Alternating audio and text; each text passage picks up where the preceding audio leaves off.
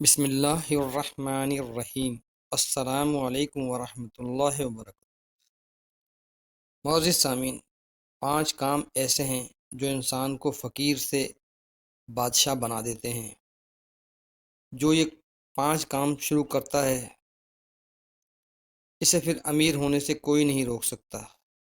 ان 5 کاموں میں سے ایک کام ایسا ہے جو یہ کام کرتا ہے اگر اس کے نصیب میں رزق اور دولت نہیں بھی ہوتی تب بھی وہ امیر ہو جاتا ہے۔ آج ہم اس ویڈیو میں آپ کو ان 5 کاموں کے بارے میں تفصیل سے بتائیں گے اور ایک ایسا عمل بھی بتائیں گے جس سے فقیر بادشاہ بن جاتے ہیں۔ آپ سے درخواست ہے کہ ویڈیو کو شیئر کر کے اس میں اپنا حصہ ڈال دیں اور چینل پہ اگر نئے ہیں تو چینل کو سبسکرائب کر دیں۔ چلتے ہیں ویڈیو کی طرف۔ ایک بار حضرت علی رضی اللہ تعالی عنہ بیٹھے ہوئے لوگوں کو دین کی باتیں بتا رہے تھے کہ ایک شخص آیا اور حضرت علی رضی اللہ تعالیٰ عنہ سے سوال کرتا ہے کہ یا علی رضی اللہ تعالیٰ عنہ، میں بے حد غریب شخص ہوں، لیکن آپ تو علم کے دروازے ہیں، آپ مجھے کوئی ایسا طریقہ بتائیں کہ میں امیر ہو جاؤں، میں دولت مند ہو جاؤں۔ جس کے بعد حضرت علی رضی اللہ تعالیٰ عنہ ارشاد فرماتے ہیں کہ میں نے ایک فقیر کو بادشاہ بنتے دیکھا ہے، میں نے ایک ایسے شخص کو جس کے گھر میں روٹی نہیں ہوا کرتی تھی، اس کو لوگوں میں رزق تقسیم کرتے ہوئے دیکھا ہے۔ جو شخص دنیا کا بیکار اور ناکام ترین شخص تھا، لیکن اس کے بعد اس نے کچھ ایسا کیا کہ نہ صرف اس کی دنیا بن گئی بلکہ آخرت بھی۔ حضرت علی رضی اللہ تعالیٰ عنہ مزید ارشاد فرماتے ہیں کہ میں اس شخص کے پاس گیا اور میں نے اس سے پوچھا کہ تم تو بہت زیادہ غریب ہوا کرتے تھے، ایسا تم نے کیا کیا کہ آج تم بہت زیادہ امیر ہو چکے ہو؟ تمہارے پاس دولت اور پیسہ ہے اور بے تحاشا ہے۔ جس کے بعد اس شخص نے حضرت علی رضی اللہ تعالیٰ عنہ کو جواب دیا، یا علی رضی اللہ تعالیٰ عنہ، میں 5 کام کرتا ہوں اور انہی 5 کاموں کی برکت سے آج میری زندگی بدل چکی ہے۔ آج میرے حالات یہ ہیں کہ میرے گھر میں کسی قسم کی بھی کوئی رزق کی دولت کی تنگی نہیں۔ پیسہ، رزق، دولت میرے گھر میں ایسے آتے ہیں جیسے برسات میں پانی۔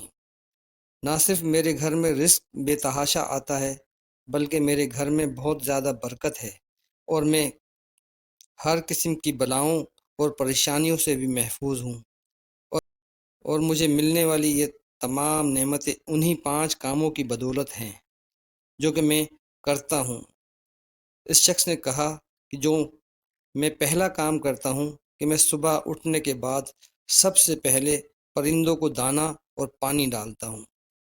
میں صبح اٹھنے کے بعد سب سے پہلے یہی کام کرتا ہوں، کیونکہ میں نے نبی کریم صلی اللہ علیہ وآلہ وسلم سے سن رکھا ہے کہ جس گھر سے بھی پرندوں کو رزق ملتا ہے اللہ تعالیٰ اس گھر میں کبھی بھی رزق کی کمی نہیں ہونے دیتے۔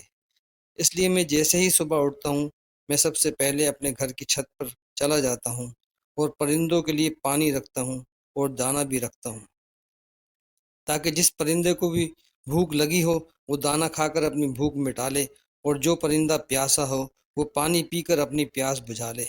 جب بھی کوئی ایک مخلوق کسی دوسری مخلوق کی بھوک کا خیال رکھتی ہے تو اللہ تعالیٰ اس عمل سے اتنا زیادہ خوش ہوتے ہیں کہ فرشتوں کے بیچ میں بیٹھ کر مسکراتے ہیں۔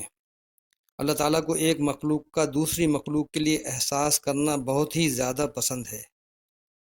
پرندوں کو دانہ اور پانی ڈالنا یہ اتنا زیادہ نیک عمل ہے کہ جس شخص کی قسمت میں رزق اور دولت نہیں بھی لکھا ہوتا، اگر وہ بھی پرندوں کو دانہ اور پانی ڈالنا شروع کر دیتا ہے تو وہ بھی دولت مند اور امیر ہو جاتا ہے۔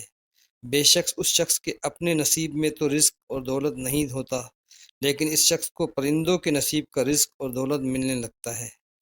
اس شخص کا حضرت علی رضی اللہ تعالیٰ عنہ سے کہنا تھا کہ میں جو دوسرا کام کرتا ہوں وہ یہ کہ میں بہت زیادہ اللہ تعالیٰ کا شکر ادا کرتا ہوں۔ انسان پھر جس حالت میں بھی ہو، ہر حالت میں اللہ تعالیٰ کا شکر ادا کرنا یہ ایک نعمت ہوتی ہے، جبکہ ناشکری ایک لعنت ہے۔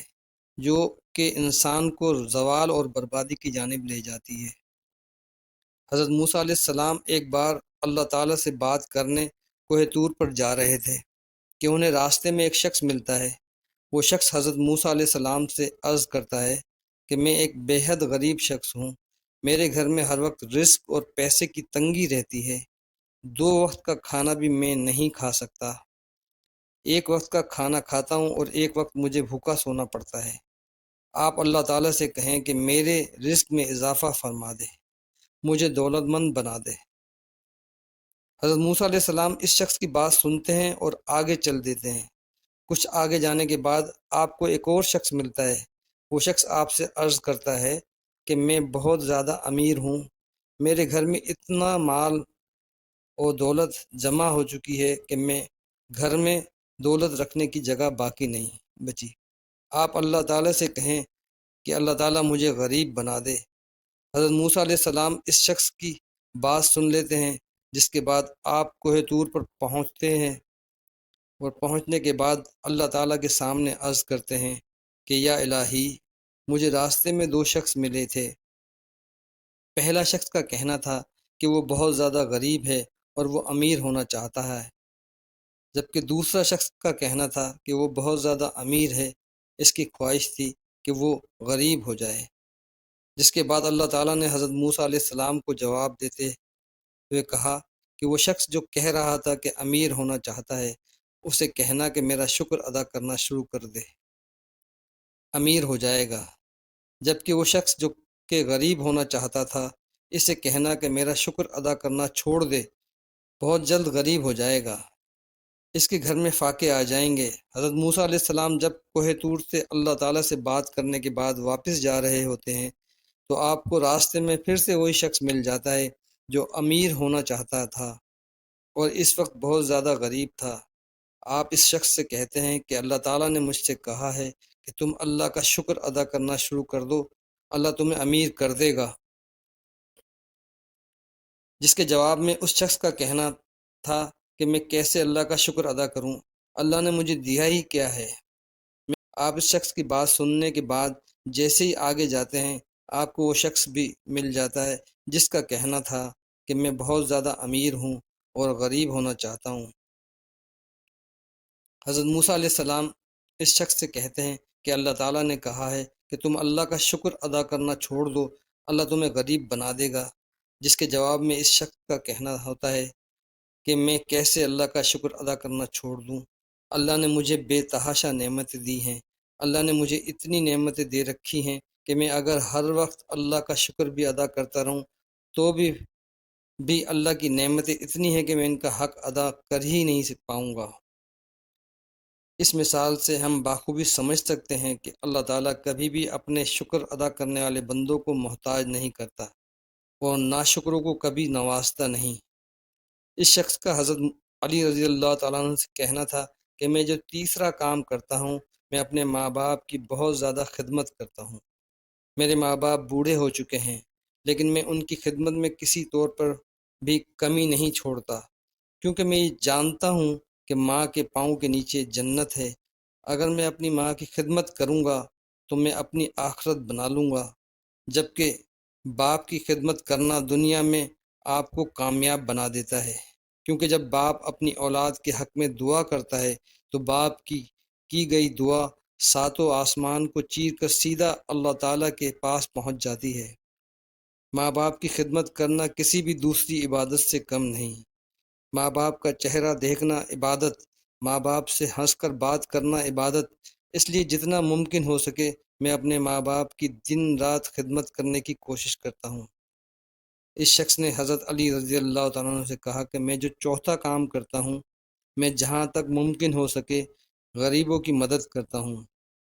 میرے در پر اگر کوئی ضرورت مند آ جائے تو میں کبھی بھی اس ضرورت مند کو خالی ہاتھ نہیں جانے دیتا، کیونکہ اللہ تعالیٰ کہتے ہیں کہ تم میری مخلوق کے کام میں لگ جاؤ، میں تمہارے کاموں میں لگ جاؤں گا۔